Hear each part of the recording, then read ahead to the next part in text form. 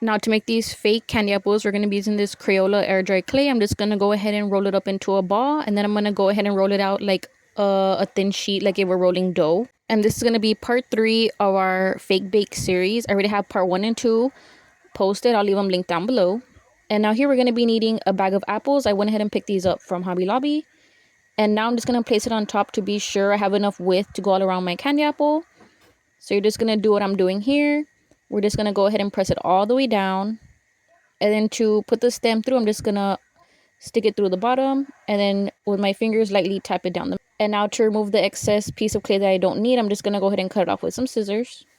Now that I've cut off all the extra, I'm just going to go ahead and use my palms to press down the clay right onto my fake apple. This is just to make sure it's nice and snug. And now I'm just going to be using my thumbs to indent where I more or less want my eyes on my apple. And now I'm just going to be using a toothpick to outline my eye shapes. And using a toothpick is super easy because you can get really defined lines. And you're going to want to do whatever lines or shapes you're doing while the clay is still wet, because once you let it dry, it's not going to be able to be workable anymore. Now the pro to making fake candy apples is that you can do any mistake and it's always fixable, since this is literally like shapeable clay as long as it's still wet, compared to when you're making real candy apples that once you make a mistake, well, you can't fix it because it's like edible chocolate or caramel. And now these are super fun to do because they are fake.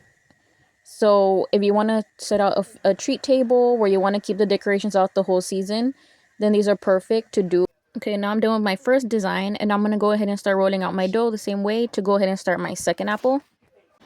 Okay, now you want to make sure the clay is not too thin, but not too thick either, because once this clay dries, it does do a little bit of shrinking, and you don't want any cracks on your treats that you're making. And now here it's going to be the same process. Roll out the dough, then add it onto your apple. And for this specific one, I'm going to be pinching out the edges very little because this is going to be my ghost apple.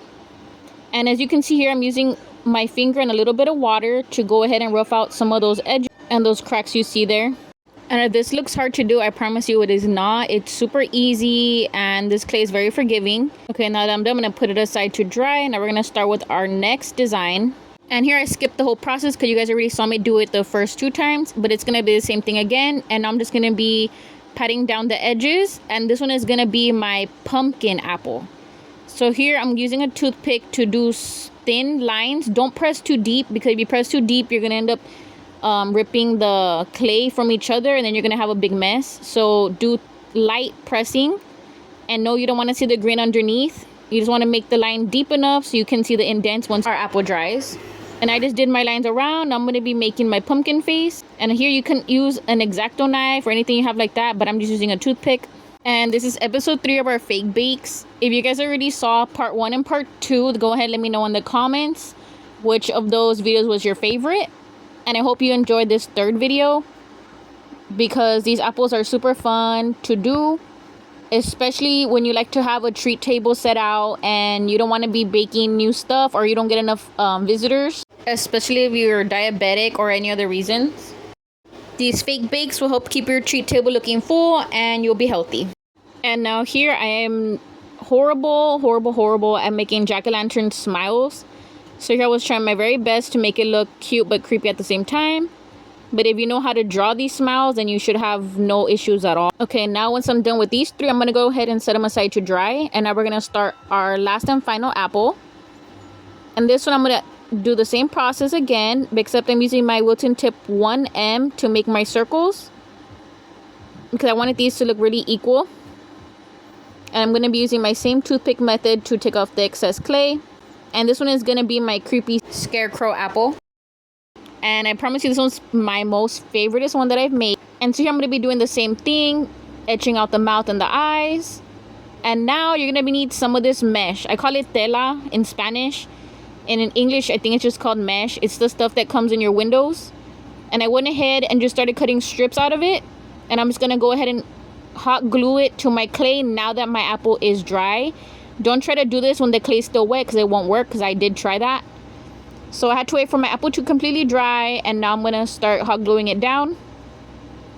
And I did not think of this, but I could have totally used that mesh that came with my apples in the way I could have used that as well to just wrap that around my whole apple and then hot glue it at the way bottom if you didn't want to use Stella.